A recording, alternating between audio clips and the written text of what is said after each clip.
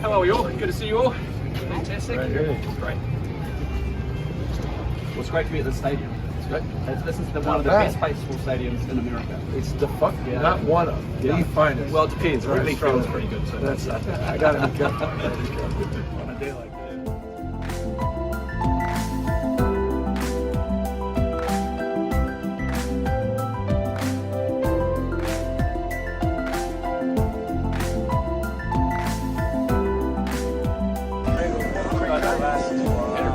So you guys played? Oh yeah. Man, speak candidly, that was pretty impressive. I've seen, let me just say, I've seen a lot of folks with ties that have been up at that plate. No one hit every single ball. That's a game off now. It doesn't matter. So it's mad respect. Say thank you so much for so generously hosting us. Thank you for making my dream of from Bishopdale, Christchurch to come to this great stadium. We argue whether it's the best stadium versus Wrigley Field in Chicago. No reason to argue.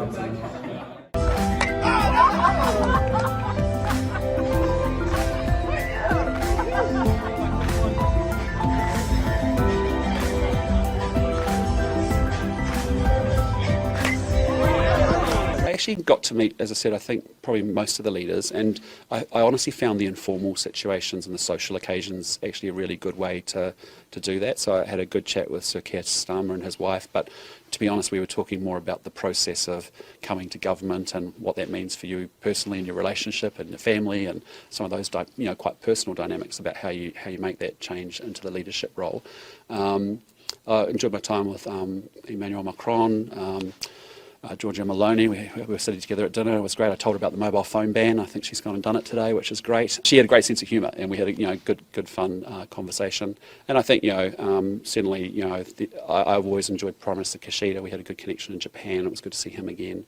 But Secretary Blinken I spoke to and had a good amount of time with him as well.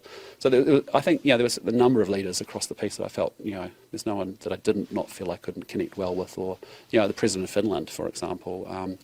I think was another good connection as well. We've got to sort out our immediate short-term problem, which is inflation, and we'll do that. But what we're moving our attention to is very much what we call our growth plan, and there are 5 components to that, and one of them definitely is embracing science, technology and innovation, and looking at our research and development ecosystem in particular. So we have some work up and running as a stimulus piece, which is really Peter Gluckman's work, and I think the question is how do you get conversion out of that system? How does it lead to progress? And so we put money in, and I would like to see more delivery and more conversion commercially from our research and development, our science and technology spends. And so there's a number of ways that other small advanced countries actually organise their resources to make sure that we can actually do that. I think we're still quite siloed with respect to our university R&D efforts versus business R&D efforts versus institutes, and I think there's an opportunity to make sure that's a more joined up system. The supercomputers is pretty amazing, and as we sort of walk down that hallway, you realise that our mobile phones today are the supercomputers of 1993, and you just realise how much technology has moved on.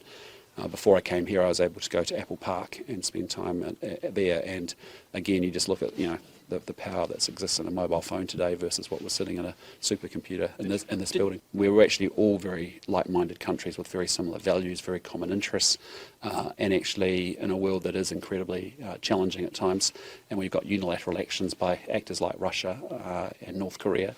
Those are things that that sense of solidarity was probably the thing that I was really impressed to see, but also that frankly, with the flashpoints that we have within our region of the Indo-Pacific, that we could have a Ukraine in East Asia, for example, given some of the tensions and flashpoints that we've potentially got. So again, it's about never taking for granted democracy and the principles of a liberal democracy, which in New Zealand we've got a fairly benign environment around us, but you have a huge appreciation that we should never take it for granted. We've got to keep reinventing it, keep earning it.